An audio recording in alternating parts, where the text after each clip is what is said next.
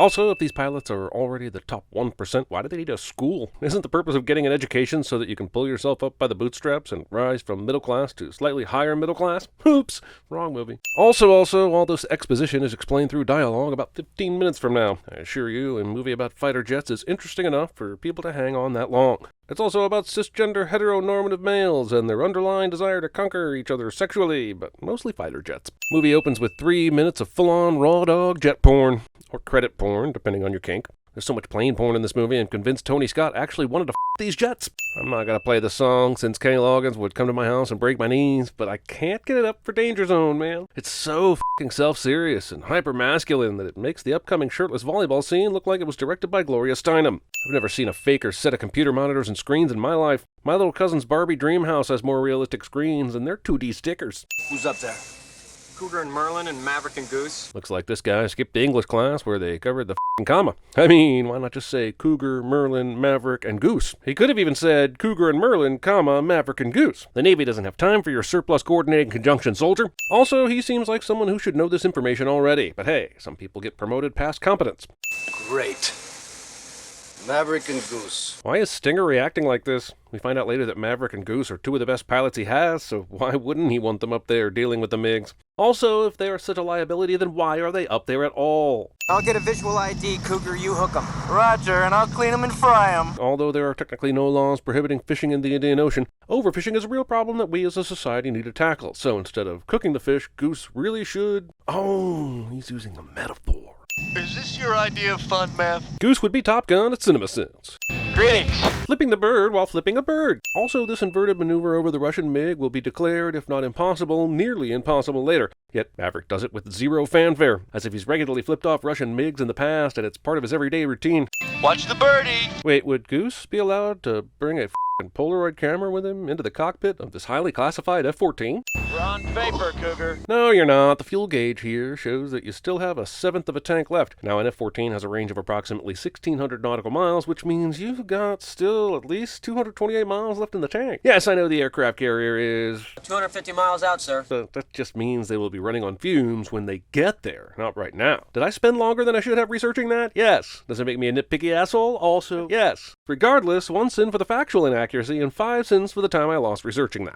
This is how I felt when I realized I was going to have to watch a movie about Kenny Loggins playing shirtless volleyball in Berlin while listening to Berlin. What are you doing, Mav? We've got no fuel for this. The movie pretends that Maverick has no fuel for this, but he totally does, and it's never a factor during the entire time he helps Cougar land. Cougar's encounter with the MiG has him completely screwed up, and he's flying the plane all wobbly down to the aircraft carrier, and yet he lands this plane with absolutely no incident whatsoever. Holy shit. This movie's sweaty. It's like Jerry Bruckheimer hired someone to thoroughly spritz every actor down before the camera started rolling. You lost your qualifications as section leader 3 times. Put in hack twice by me. Expositional discipline. You're a hell of an instinctive pilot. Maybe too good. I'd like to bust your butt, but I can't. It's strange to me that Stinger managed to shift gears and change career from a high school principal to Navy commander in under a year. You 2 characters are going to Top Gun. Roll credits. For 5 weeks, you're going to fly against the best fighter pilots in the world. Well, it's actually just the best fighter pilots in the United States. I haven't quit or retired, but it's still super cool, honest. You'll be flying a cargo plane full of rubber dog shit out of Hong Kong. Is the rubber dog business so big that it requires a dedicated cargo plane? Also, does it specifically need to be modeled on the excrement of a dog in order to be saleable? If it's for the purposes of a practical joke, surely the origin of said feces is irrelevant. Either way, I call dog. You can tell me about the MiG some other time. What does he mean, some other time? This isn't a stash of dirty magazines Maverick and Goose found in the woods whilst camping that one time. This is the most advanced fighter jet the Russians have. Goose even said MiG-28s. No one's been this close before. And Stinger just says, some other time? Is this not a big deal? Because I feel like this is a big f***ing deal. We went through that entire lecture with 0 consequences and all the rewards. Sounds about right. I'm not sure, but this might be the beginning of the long line of Tom Cruise rides a motorcycle cliches. The Breakfast Club, high school recruitment. Wow, from Top Secret to Top Gun. Whoever cast this guy is a real genius. This gives me a hard on. So, an overdependence on technology resulting in increased American casualties gives you an erection? Hey, no judgment here. Just wanted to make sure we straighten that out before I decide who I should be rooting for. Don't tease me. These guys look like they're watching some sort of aviation-themed snuff film. The movie wants you to believe this is a plane boner, but it's actually a murder boner. Intimidating pen twiddling. The plaque for the alternates is down in the ladies' room. This is possibly the single worst punchline I have ever heard in my entire life. but the sin is that all these dudes laugh at it. Oh, Jesus. Oh, you kill me. You really do. God damn, Anthony Edwards is f***ing fantastic in this movie. Duck, duck, goose me one sin off, please. Animal Night. I heard that about you. You like to work alone. Literally none of these guys work alone. They all have a co-pilot, so what exactly does Iceman mean by this? Mav, you must have sold under a lucky star, huh? On the list of violations that resulted in my premature expulsion from college, soloing under a lucky star is one I'm particularly proud of. You have to have carnal knowledge of a lady this time. On the premises. I don't know, it just doesn't seem fair. Props to Maverick! This type of bet isn't fair. It objectifies women, it's predatory, and frankly, gentlemen, you can do better. Man, this movie was so ahead of its time, fighting against gender-based For you, I mean. Oh. What exactly is the mic doing on this table? Is it karaoke night? If it is, why isn't there any music playing already? Also, how does Maverick get it all the way over here to Charlie without it being promoted to major trip hazard? Considering he doesn't even use it for half the performance, was it really necessary at all? All this nonsense for Maverick's boner. You never close your eyes anymore. Jerry O'Connell's Scream 2, 1997. But baby! So wait, is everyone in this bar trying to score with Kelly McGillis? How many wingmen does Tom Cruise need anyway? You've lost that love and feeling. Harassment. No, actually, we've only done this, twice. Oh, how'd you do? Crashed and burned on the first one. It wasn't pretty. The second?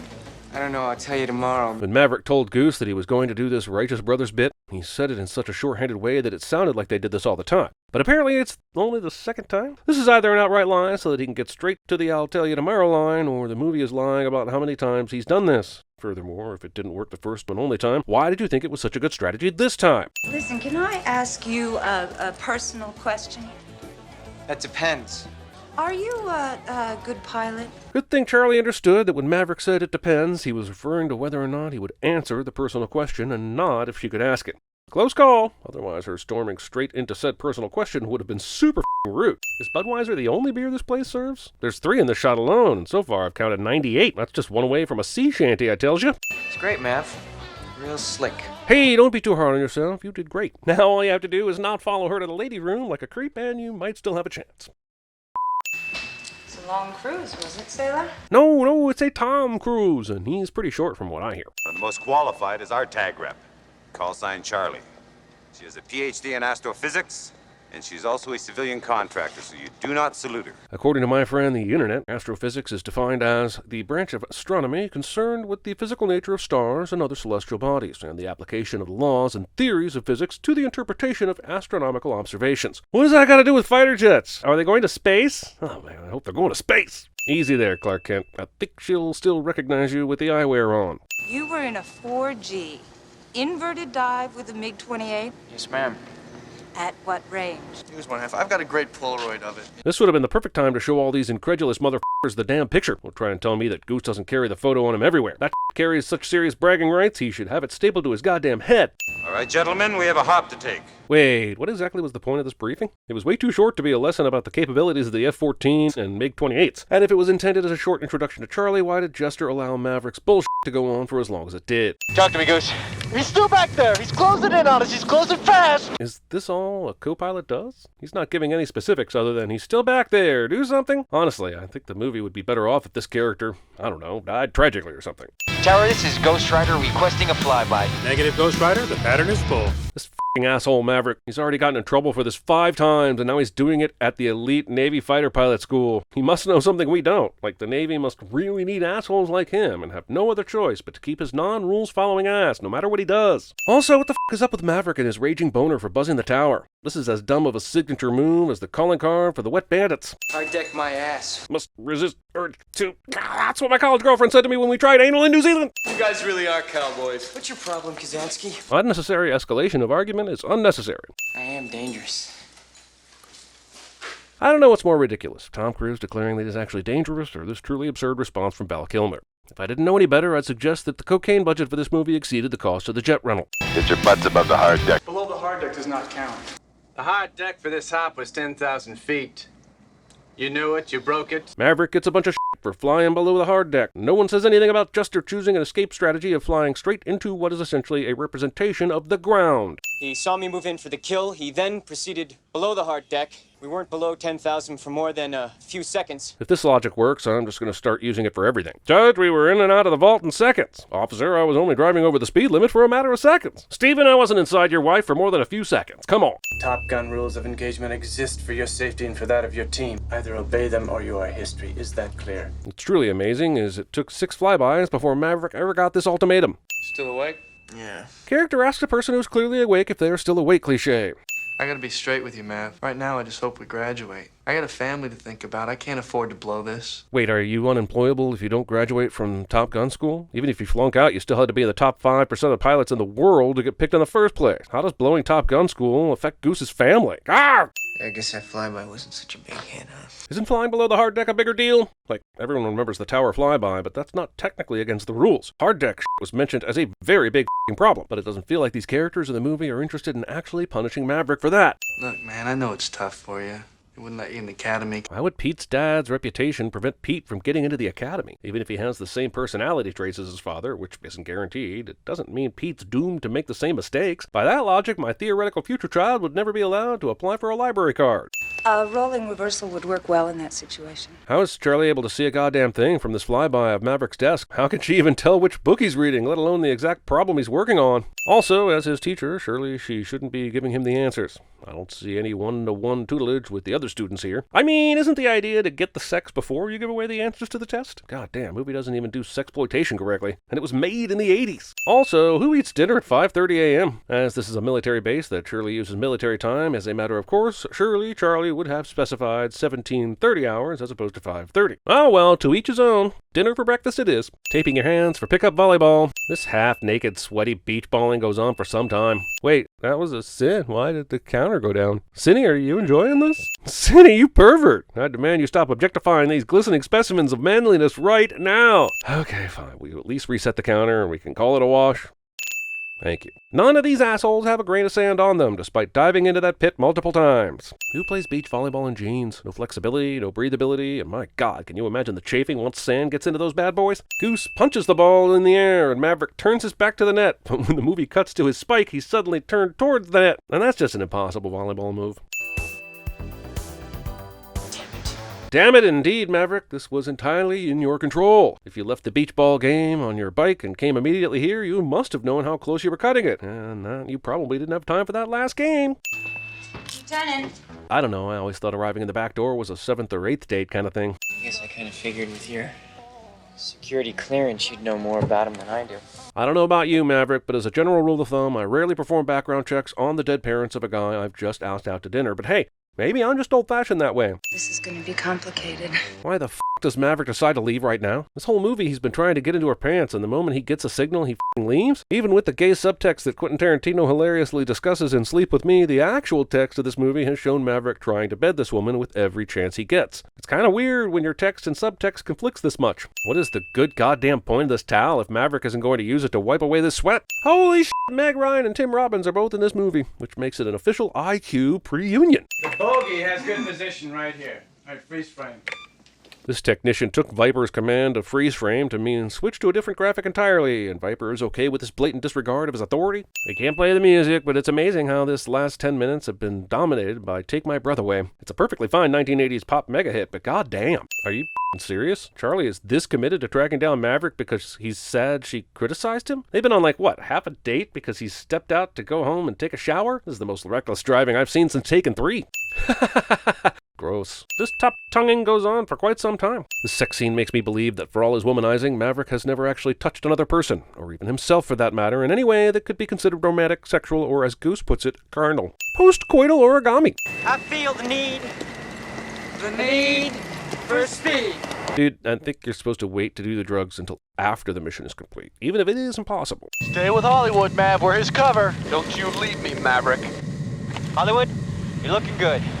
I'm going after Viper.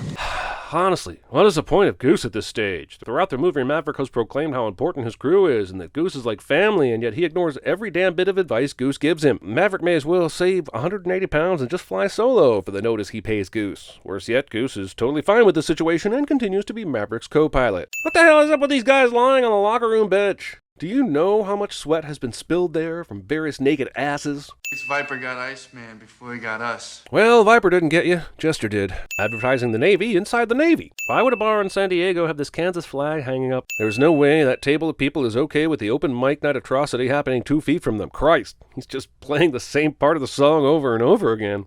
And you always go home with the hot women. Does he go home with them and then immediately leave to take a shower? Also, why are we getting introduced to Goose's family all of a sudden?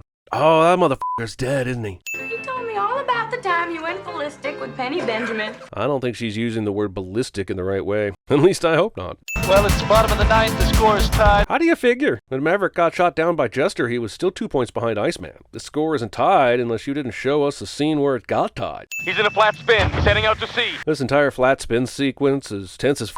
If it had been filmed today, it would be a mess of cuts and shaky cam, or worse still, entirely CGI. I have no idea how they pulled this off with an actual f***ing jet, but it has earned its sin removal. You gotta let him go, sir. Okay, so there's something to be said about not dwelling on a tragic event, but Jesus Christ, it has only been minutes, and you're telling him to let go and move on? Oh, you meant actually let go of him. Sorry. Carry on. This is definitely not the way to hoist a person who very likely has a spinal injury. This sign is somehow too much information and too little information at the same time. Get him up flying soon. Or you could give Maverick some time to process the deeply traumatic loss of his friend. Who knows, maybe he could see a therapist before you thrust him straight back into the environment where the traumatic loss occurred. I totally believe that this misguided man up and get on with it attitude is a realistic representation of the 80s and, sadly, is probably equally true today. But it is bullshit and deserves all the sins, or at least 10. Hi, it's Wolfman. Yeah, Maverick just quit. Is Wolfman Charlie's locker room spy or something? Why is this scene? Who gives a flying f*** what this dickhead knows or doesn't know? American Airlines. This tray isn't carrying a single solitary product placement. I'll have what he's having. Aren't Charlie and Maverick sitting at the bar? Why would this waitress need to take their order? What's the barman doing? Sitting in the back jerking off to a picture of a Budweiser bottle being pleasured by 2 cans of Pepsi? If I wanted help, really, I would have asked for it. Scientology. This multifunctional lamp, table, hat stand thing. I know you're proud of your Top Gun achievement and everything, but putting your cap on top of a lampshade? And on a stairway? Oh, I get it. They're selling these caps in the movie. I get it now. You're a lot like you was. Only better and worse. Whatever the f*** this means. Saying something in a profound tone does not necessarily make it so, Viper. Stayed in it. Saved 3 planes before he bought it. How come I never heard that before? Well, that's not something the State Department tells dependents when the battle occurred over the wrong line on some map. Oh yeah, it's far better to let the wife of the f***ing war hero think that their husband and the father of their child died in disgrace as a result of pilot error. Also, if the true circumstances of Duke Mitchell's death were known to the military, then it makes even less sense to deny Pete entrance to the academy. If Maverick Sr. died a hero, surely the least you can do is look out for Maverick Jr. Hell, if he's anything like his father, that's exactly the caliber of seaman you want. Now, I'm not gonna sit here and blow sunshine up your ass, Lieutenant. Boofing. Gotta be hard on the guy, though, you know? Yes, Sundown, we do know that. You're the asshole that seemed to be non-cognizant of the fact for quite some time. They must be close. I'm getting a hard on. At first I thought Wolfman was just perverted, but I'm beginning to think he may be suffering from non-ischemic priapism. We've lost Hollywood. Repeat, we've lost Hollywood. This was the last known transmission from Originality, and we haven't heard from it since. Talk to me, Goose. Maverick's re-engaging, sir. So did Goose tell him something, or is this some bullshit to apply fake tension to this scene? I highly doubt Goose said anything to sway Maverick because he's dead. You got him on your left, 3 o'clock. Wait, wouldn't 3 o'clock be on his right? Ice. On the count of 3, brake hard right. 3, 2. I guess this is how they do it in the military, but starting with 3 when you're telling the person to do something on the count of 3 is goddamn confusing. Mustang, this is Maverick requesting flyby. What a f***ing asshole. I guess now that he's done okay on a mission, that Tom Skerritt told him earlier about not being flexible on the rules doesn't count. This is the kind of that we Americans believe in that makes us unbearable dickheads. God damn that guy. No, goddamn you, sir. You know full well that there's a 99% chance that Maverick will ignore your pattern as full BS, and yet you still choose this exact second to take your first sip of your scalding hot coffee. Fool me once, shame on you. Fool me twice, I deserve to get burnt nipples. Littering. Also, Maverick tosses Goose's tags into the ocean instead of other options, like, I don't know, giving them to his friend's grieving widow and son, who probably should have gotten them in the first place. Charlie puts a quarter in the jukebox to play the Righteous Brothers, and Maverick looks around the bar thinking it was maybe her, but then he walks into another area and she comes from the exact place he just left. How the f*** did he miss her? This could have been a very sweet final scene, but you just had to get one last glory shot in there, didn't you, Pepsi?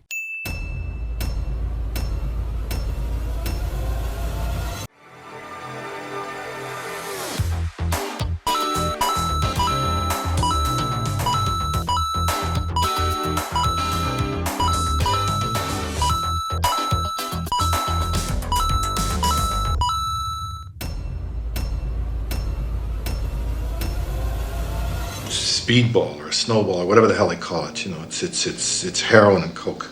Alright, you can stop sending us concerned messages that TV Sins stole our idea. TV Sins is in fact our other channel where we sin, you guessed it, TV shows. Search for TV Sins and find one of your favorite shows. Then, you know, enjoy us sinning the shit out of it. Talk to me, Goose.